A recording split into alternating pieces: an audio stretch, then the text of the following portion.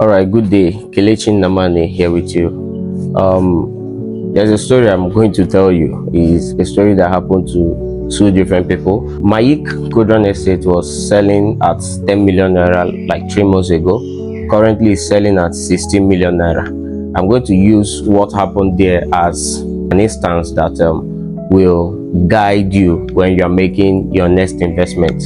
Okay, so when Mayik was 10 million naira at a promo price, and then I was reaching out to some of my clients and letting them know. One of my clients told me that he wasn't ready. He is interested in the property, but then he wasn't ready because as at the time, the money was not complete. And we waited, and Mayik moved to 16 million naira. And then there is this other client that I also reached out to, told me that he didn't have up to that amount, that's the 10 million naira, but then he had up to 5 million naira at the time.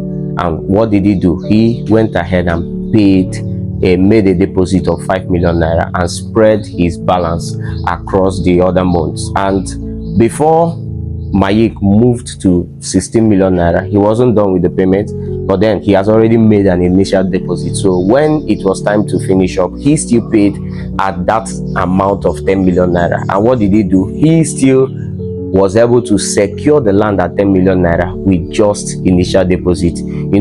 This is just the power of initial deposit.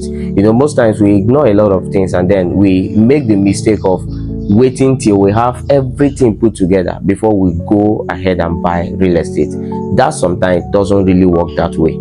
Sometimes leverage on that power of initial deposit, and this is what this client of mine did. The one that did not do that, when he wanted to buy recently, because he reached out to me, and then Mayik is now selling at 16 million. He was disappointed because this is somewhere he really wanted to have a landing. We are working together to see if we can still secure a plot there for him at this 60 million, because Mayik is moving even above 60 million naira very soon. The appreciation in that area is wild. Learn to leverage on initial deposit.